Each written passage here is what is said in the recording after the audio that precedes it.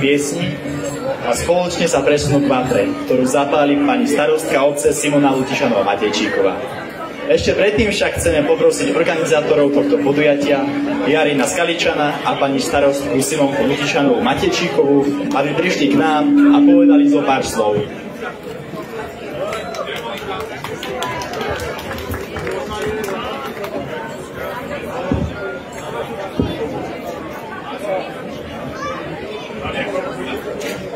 Medzi tým, ako prídu všetci vystupujúci na pódium, sa chceme poďakovať našim sponzorom, ktorými sú Ministerstvo cestovného ruchu a športu Slovenskej republiky, OOCR Malá Fatra, Poľovnícke združenie Bystrica, Lukáš Ďundia, folklórny súbor Radvošťan a obec Radvostka.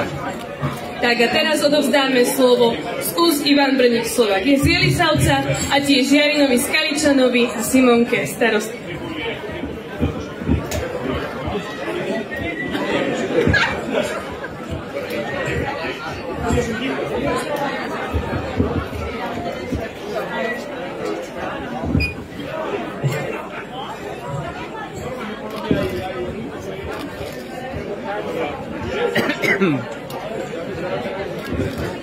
Tak vážené dámy, vážení páni, milí priatelia z Chorvátska, chceme sa vám srdečne poďakovať za vašu návštevu u nás na Slovensku v našej obci a som rada, že máme takú vzájomnú spoluprácu. Ďakujem za všetko.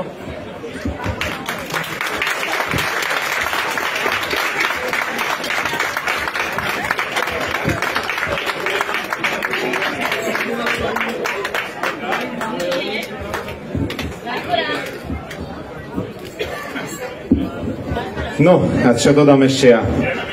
16. ročník je za nami, zvládli sme to, si myslím, skvelo. Takisto chcem poďakovať všetkým vám, ktorí ste so všetkým pomáhali, hlavne vy, ktorí ste sa prišli na nás pozrieť, lebo by to nemalo zmysel.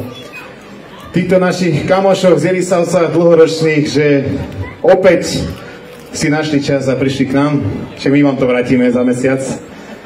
No a čo dodať, fakt ďakujem Simonke, hlavne veľká pomoc, ďaká, ktorá tu možno ešte nebola za tých 16 rokov a ešte raz súboristom, všetkým účinkujúcim a vám, dámy a páni, že ste si prišli pozrieť týchto skvelých, šikovných umelcov. Ďakujeme.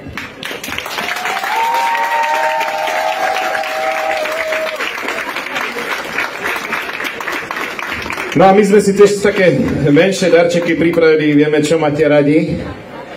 Hej, môžeme ukázať, Simonka ukáže, no čo by to mohlo byť? Borovička, ne? Čaj. No a ešte taký výber toho najsilnejšieho, hej? Takže nech vám chutí a na zdravie. No dám aj tebe, nech sa páči. No a ešte si teraz teda spolu zahráme, zaspievame, nájdem mešky a môžeme ísť na to.